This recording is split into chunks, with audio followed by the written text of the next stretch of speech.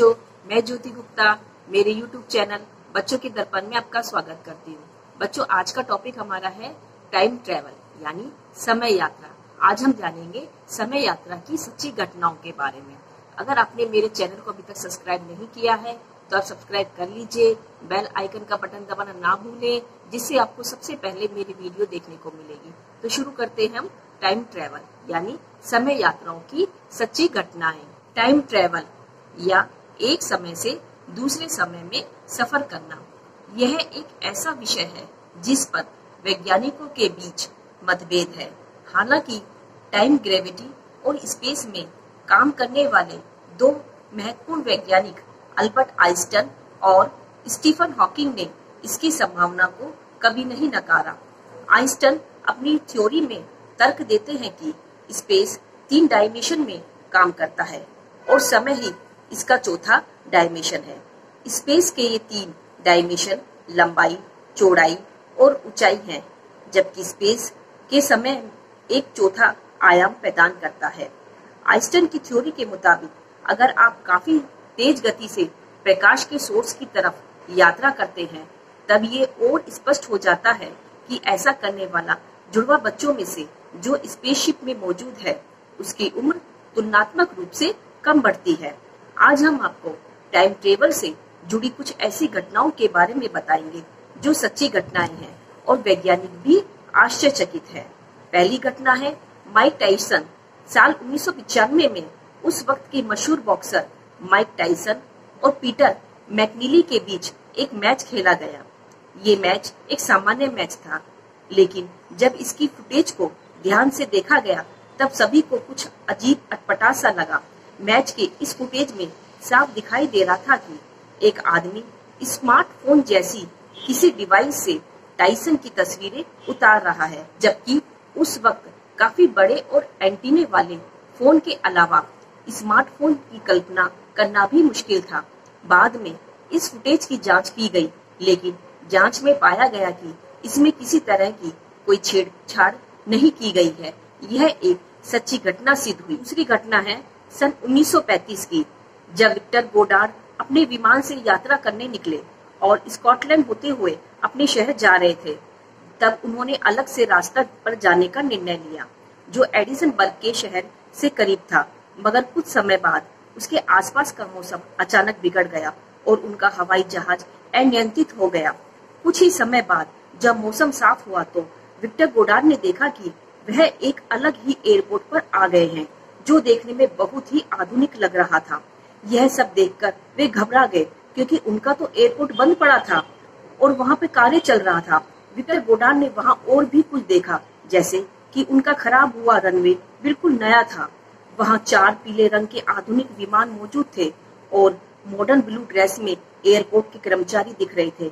यह सब देखकर वह घबरा गए और उन्होंने अपना विमान इस जगह पर नहीं उतारा, बल्कि वापस मोड़ लिया।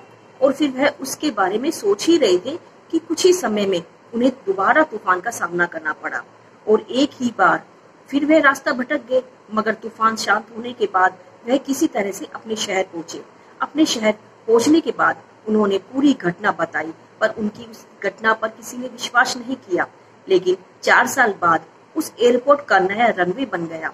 इसके बाद एयरपोर्ट कर्मचारी की यूनिफॉर्म का रंग नीला रखा गया और वहाँ पीले रंग के एडवांस लेन भी बनाए गए। इसका मतलब है कि sir Victor Goddard time travel करते समय 4 साल आगे आ गए थे और उन्होंने भविष्य में नई दुनिया देखी। तीसरी घटना है सन 2008 में 400 साल बाद दक्षिण चीन के शांग्जी में मिस राजवंश से संबंधित एक अछूती चीनी मकबरे को खोला गया। तब कुछ धातु से मिली मिट्टी और चट्टानों से घिरी एक अंगूठी के आकार की घड़ी मिली, जिसमें 10:06 पर टाइम रुका हुआ था और इसके पीछे स्विस लिखा हुआ था, जिसका मतलब होता है वह घड़ी स्विट्जरलैंड में बनाई गई है। शोधकर्ताओं के लिए यह एक रहस्य बन गया कि यह अंगूठी के आकार की घड़ी जो स्विट्जरलैंड में बनाई गई थी, तो यहाँ कैसे पहुंची, क्योंकि 400 साल पहले स्विट्जरलैंड नाम का कोई शहर था ही नहीं और 1780 के बाद तक कहीं भी रिंग के आकार की घड़ियों के लोकप्रिय होने का कोई रिकॉर्ड नहीं था, जो इस रहस्य को और गहरा करता हुआ चला गया। इस पर कुछ विचारगत इस स्विस वॉच को टाइम ट्रेवल से घटनाओं से जोड़ते हैं।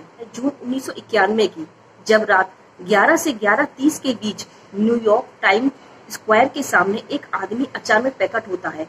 उस व्यक्ति की उम्र 25 से 30 वर्ष के बीच में थी, जिसे देख आसपास के लोग आश्चर्यचकित हो गए, क्योंकि वह आदमी अचानक रोड के बीच आ गया और उसने 18वीं सदी के कपड़े पहने हुए थे। वह भी आसपास का माहौल देखकर घबरा गया, जैसे ही वह किसी दूसरी दुनिया से आया है। घबराहट के बीच वह कुछ समझ पाए, तभी एक तेज टैक्सी से उसकी मौत हो गई।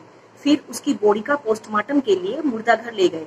जब उसके सभी चीजों की तलाशी की गई तो उसके पास से एक तांबे का टोकन मिला, घोड़े के तबेले का बिल, एक खत था जिस पर 1876 का स्टैंप लगा हुआ था, एक बिजनेस कार्ड था जिस पर रूडोल्फ फेंस नाम लिखा हुआ था और $70 के पुराने नोट मिले जो एकदम नए लग रहे थे।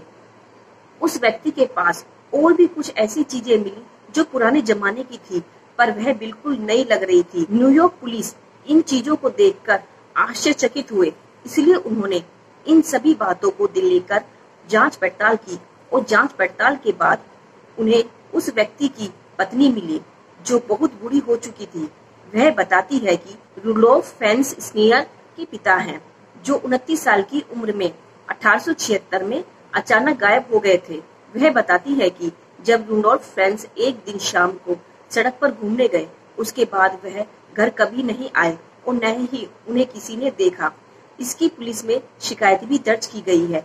तो यह एक आश्चर्यचकित घटना थी। नेक्स्ट घटना है, जब शोधकर्ता मंगोलिया के अल्ताई पर्वत पर खुदाई कर रहे थे, तब उस अल्ताई पर्वत के क्षेत्र में पुरातत्व को एक महिला की मम्मी मिली जो 1500 साल पुरानी थी, पर विशेषज्ञों को वह मम्मी सिर्फ एक हाथ और 2 पैर के साथ मिली और उस महिला को उसके घोड़े के साथ दफनाया गया हुआ था।